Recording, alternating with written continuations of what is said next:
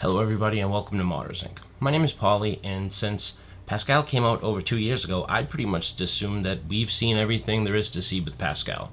I've personally tested every card from the 1050 up to the Titan XP Special Edition and even a Quadro P5000. In 1080 Ti's alone, I think I've tested 12 different versions of the 1080 Ti. But then I was looking on EVGA's website and realized that they make like 11 variants of the 1080 Ti alone, not to mention every other card. So there's still plenty left to do. I grabbed the best air-cooled 1080 Ti they had on their site at the time, and that is this, the For the Win 3 Elite Gaming 1080 Ti from EVGA. So we're going to unbox this thing, take a look at it, and then throw it on the test bench and see what this card offers that other 1080 Ti's might not. So here's the box, the standard size EVGA box.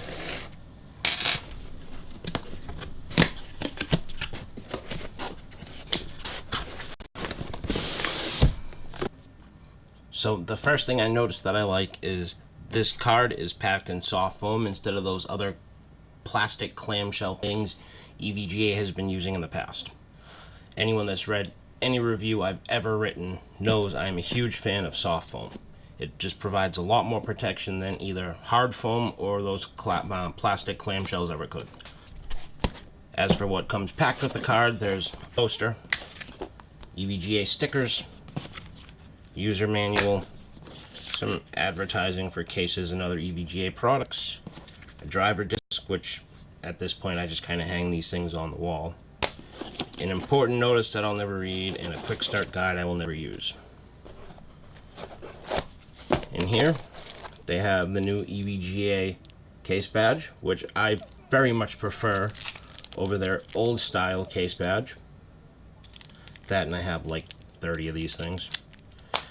And there are a couple of 6-pin to 8-pin adapters, which I would never ever recommend anyone use for any reason, especially with a card like this. And the EVGA cutout in the foam is kind of a nice touch. Then we get to the card itself, which is wrapped as usual in an anti-static bag.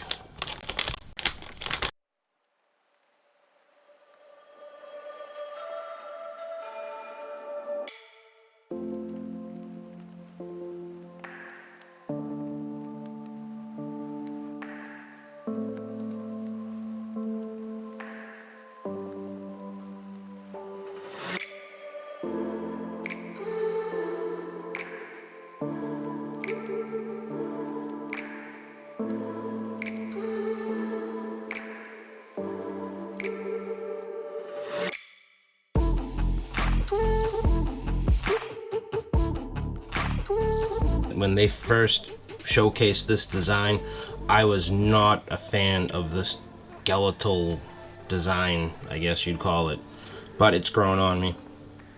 And obviously it has RGB lighting right here, has two 8-pin connectors, and we're going to be throwing this thing on my test bench any moment now and seeing how well it does.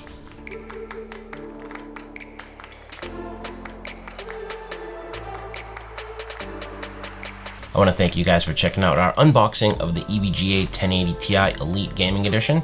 You can see the full written review on moddersinc.com coming in the near future, and stay subscribed to Modders Inc. here on YouTube for more videos like this and others in the future.